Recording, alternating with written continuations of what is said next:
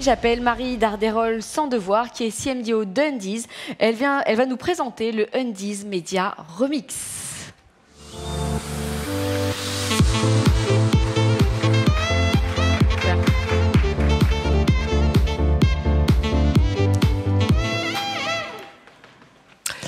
Merci. Donc aujourd'hui, je représente la marque Undies et je vais vous commencer par une petite question parce que nous, on ressent vraiment ça très fortement tous les jours. Qui, dans la salle, a la sensation, d'un point de vue professionnel, on va parler sur autre chose, de vivre une révolution en ce moment? J'en ai 1, 2, 3, merci. Donc voilà, la moitié de la salle sent quand même qu'il se passe quand même beaucoup de choses d'un point de vue professionnel. Mais en vrai, c'est pas une révolution, c'est plein de révolutions, de multiples révolutions qui sont issues de tout ce qui se passe évidemment dans notre vie, d'un point de vue politique, d'un point de vue écologique, d'un point de vue social.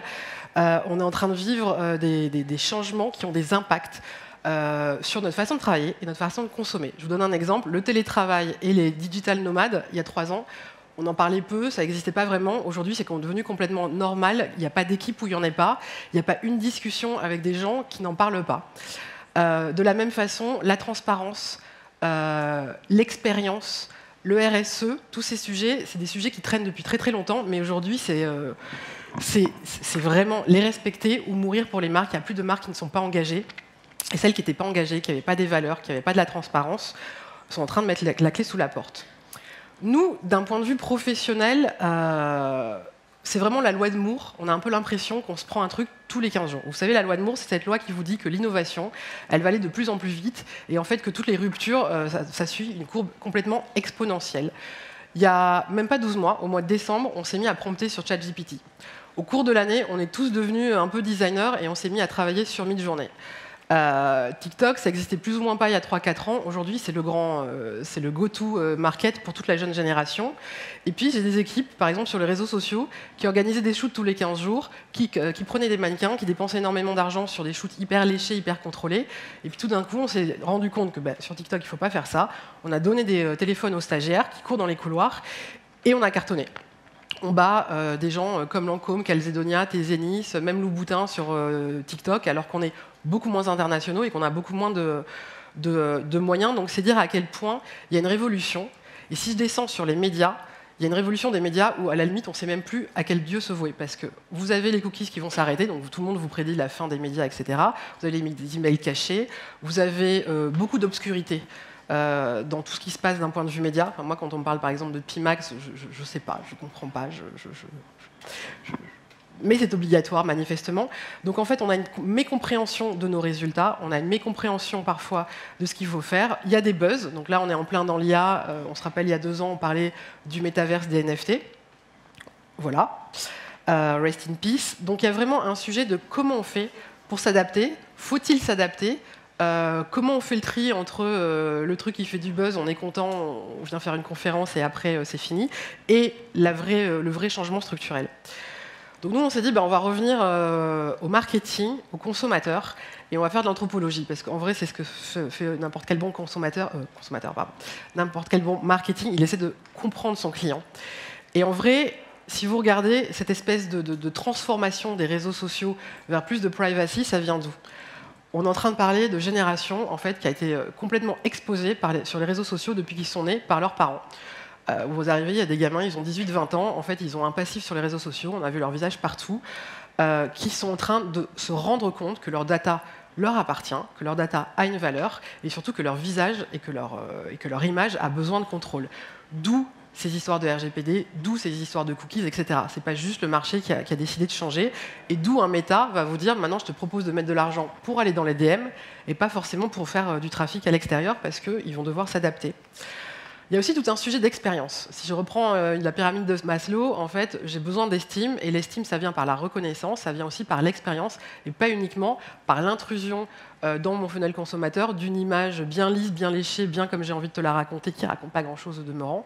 Donc de plus en plus, les consommateurs ont besoin d'expérience, de discussion, d'échange et d'authenticité de valeur. Aujourd'hui, on achète de plus en plus un lifestyle, on achète de plus en plus du concret, et c'est ce qu'on disait tout à l'heure, c'est qu'on a besoin de raconter la marque, d'être authentique, transparent, parce que les marques qui n'ont pas de profondeur, qui n'ont quasiment pas d'âme et qui ne racontent pas ce qui se passe derrière, ont du mal aujourd'hui.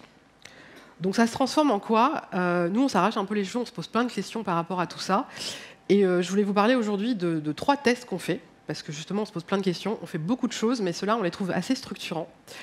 Le premier, c'est avec l'arrivée de l'intelligence artificielle. Je ne sais pas si vous avez entendu parler du SGE. C'est ce fameux Search Generative Experience, qui est que voilà, les gens vont avoir des demandes de plus en plus dans la discussion, dans la personnalisation sur Google. Donc on s'est tous dit comment on va faire quand on va passer de je cherche un soutien-gorge rouge pas cher à je cherche un soutien-gorge rouge pas cher pour aller à un mariage. À Marseille, le 17 juillet, je suis allergique au polystyrène et il va faire très chaud. On s'est dit il va falloir faire du SEO dans tous les sens. Et en fait, quand vous regardez, il se passe un truc, c'est que les gens font du search sur Google, mais aussi ils transitent sur TikTok. TikTok, qui au demeurant a fait de l'affichage JC Déco dans la rue pour dire si aujourd'hui tu veux faire du search, tu peux venir sur TikTok. Pourquoi c'est intéressant? Parce que les gens, vous allez sur Google, il y a une ad qui va remonter en vous disant ben voilà, moi j'ai un hôtel, moi j'ai un restaurant. Sur TikTok, vous allez avoir des gens qui vont vous dire voilà l'expérience que je vis dans ce restaurant, voilà l'expérience que je vis sur cet hôtel, avec une image qui n'est pas contrôlée par l'hôtel en fiche eye, et voilà moi comment je le ressens, et voilà mon vêtement, et voilà mon soutif, et voilà comment il taille, etc. Donc TikTok aujourd'hui, tout le monde se disait c'est un réseau social, il se positionnait comme un réseau de divertissement à la YouTube, et en fait c'est en train de devenir vraiment un moteur de recherche qui propose effectivement cette expérience. Sauf que vous ne pouvez pas aller sur TikTok sans avoir un contenu hyper TikTok, donc hyper natif, hyper TikTok, donc le genre de choses que nous on fait in-house. L'autre chose, c'est que les ads, on est en train de se rendre compte qu'effectivement il va y avoir des limites, que c'est très cher, le clic est de plus en plus cher. Et là on se dit, on va non plus investir sur le clic, mais investir sur le consommateur.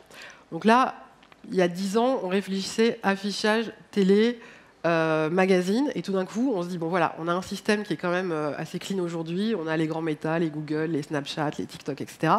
Et là on se dit je vais aller mettre de l'argent, non pas pour driver du trafic sur mon site, mais pour emmener dans les DM. Donc je vais rester dans Instagram par exemple, et là on a commencé. Je vous donne un exemple, on va aller proposer, ben voilà, je vais pas payer du clic, mais de l'opt-in, en proposant aux gens de faire des commentaires sur nos posts et en disant, voilà, vu que c'est Octobre Rose, tu fais un commentaire, je vais donner 1 € à l'association Jeunes et Rose. Pour nous, c'est hyper contre-intuitif parce que c'est plus du tout commercial. Je vais aller vendre des choses qui sont de la communication, qui sont de la relation. Et c'est hyper intéressant parce qu'on n'achète plus du clic, on achète de la relation. Et on crée cette relation qu'on veut profonde, sans driver directement de façon assez intrusive avec des ads sur notre site. On attend une invitation, parce que fatalement, si je vais dans vos DM, il faut que vous soyez d'accord. Donc je vais aller acheter un opt-in et pas un clic. Et surtout, après, c'est le client qui va valider la relation en achetant ou pas, mais pas forcément à l'instant où je lui dis. C'est hyper contre-intuitif de dire aux équipes de mettre de l'argent là-dedans, mais on pense aussi que ça fait partie de l'avenir parce que justement, c'est s'occuper de son consommateur, c'est le connaître, c'est le comprendre et c'est lui proposer autre chose. Donc la semaine dernière, on a fait un concours, on a fait gagner des looks en lingerie. Là, on fait quelque chose qui est complètement non commercial avec Jeunes et Rose, etc. Et puis last but not least, en termes d'image, il y a l'image effectivement léchée qu'on veut montrer qui vend du rêve, mais il y a aussi notre marque et le cœur de la marque. Et je vous donne un exemple. On vient de travailler avec Brut Shop. On a fait un contenu sur notre studio de style pour montrer que déjà ça se passe en France, que c'est des femmes, qu'elles sont jeunes, donc ça correspond à notre image de marque. Et c'était hyper intéressant de se dire je vais capitaliser, je vais mettre des médias sur une vidéo qui n'est pas tournée au bord d'une piscine ou dans un appartement avec de la lingerie et mes produits, et où je ne parle pas de mes produits au demeurant, j'en parle de façon secondaire. On voit comment on les construit, en collaboration avec des clientes qui viennent dans nos bureaux, mais ils sont très secondaires. Donc en fait, je ne montre pas un produit en disant il est beau, il est pas cher, il est qualitatif, etc. On montre vraiment comment on le fait et nos valeurs pour que les gens justement adhèrent à nos valeurs et se disent c'est cool d'acheter du Undies avant même d'avoir vu le produit que j'ai à leur proposer. Et je vais terminer sur ce qu'on fait pour Noël, sur cette slide magnifique. Pour Noël, pour un peu enrober tout ce que je viens de vous dire, on s'est dit, voilà, on n'a encore une fois pas des milliards à dépenser. Comment on fait pour faire quelque chose qui sera à la fois natif, que je vais pouvoir mettre justement sur ces réseaux sociaux, qui consomment un contenu qui n'est pas le contenu habituel, hyper institutionnel, hyper léché que vous allez retrouver traditionnellement en télé, médias classiques, mais de plus en plus sur Instagram. Comment on fait aussi pour l'amplifier sur tous les touchpoints, qu'on n'en a pas des milliards de médias, et comment on fait aussi pour être proche de ces gens, parce qu'on se dit il faut être client-centric, ça veut dire quoi? Donc en fait, on a fait tourner une espèce de matrice en se disant, voilà, notre produit, il peut supporter une histoire où on va faire une vidéo hyper lifestyle avec des influenceuses. Donc c'est toute l'idée de se dire, plutôt que de prendre une égérie ou un mannequin, on prend des influenceuses qui incarnent justement les gens, la génération. On en a pris 3 qui ont des valeurs et des styles différents pour vraiment incarner toutes les Françaises. On va les mettre dans des environnements de vie, donc une cuisine, un appartement, un jardin d'hiver, on est sur Noël.